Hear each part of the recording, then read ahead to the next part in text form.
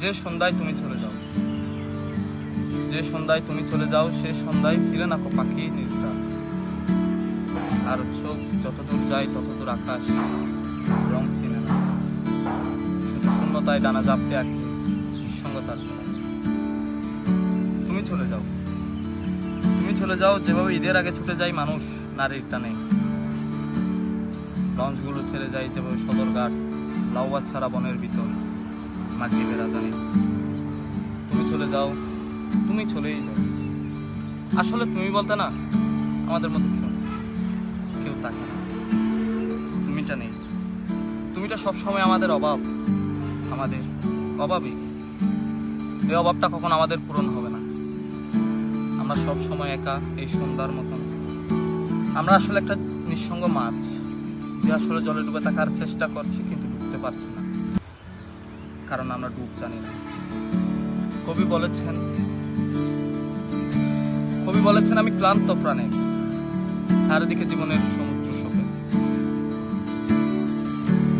কবি বলেছেন আমি ক্লান্ত প্রাণে, চারিদিকে জীবনের সমুদ্র শোকেন।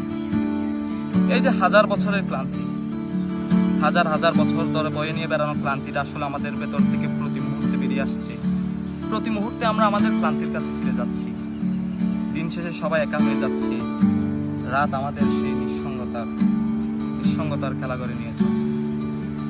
তুমি চলে যাও, তুমি চলে যাও যেভাবে ঈদের আগে ছুটে যায় মানুষ নারীর টানে।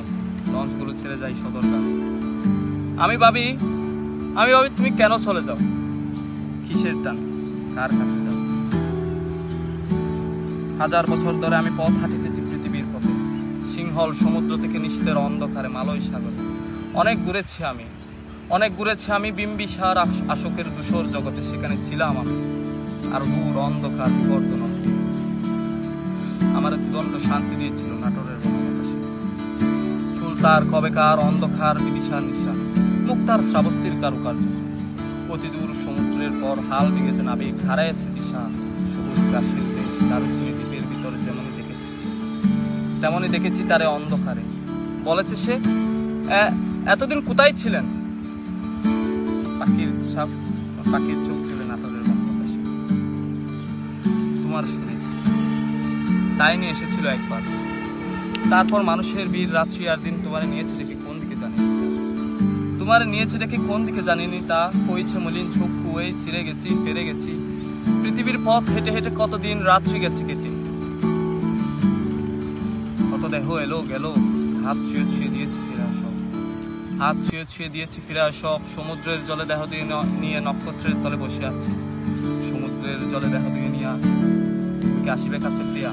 তোমার শরীর তাই নিয়ে এসেছিল একবার। তারপর মানুষের বীর রাত্রি আর দিন তোমার নিয়েছে দেখে কোন দিকে। যে সমুদ্র সব থেকে সুন্দর তা আজও, সব থেকে সুন্দর শিশু আজও বেড়ে ওঠে। আমাদের সব থেকে সুন্দর দিনগুলো আমরা আজও পাইনি। কিন্তু আমি জেলে যাবার পর সূর্যকে 10 বার প্রদক্ষিণ করেছিল পৃথিবী, আর আমি বারংবার সে একই কথা বলেছি। জেলখানায় কাটানো 10টা বছরে যা লিখেছি সব তাদের জন্য যারা মাটির পিঁপড়ের মতন, আকাশের পাখির মতন, সমুদ্রের মাছের মতন অগণিত। যারা বীরু, যারা বীর, যারা নিরক্ষর, যারা শিক্ষিত, যারা ধ্বংস করে, যারা সৃষ্টি করে, কেবল তাদেরই জীবন কথা। আর ধরো জেলখানায় কাটানো 10টা বছর শুধুমাত্র কথা, শুধুমাত্র কথা।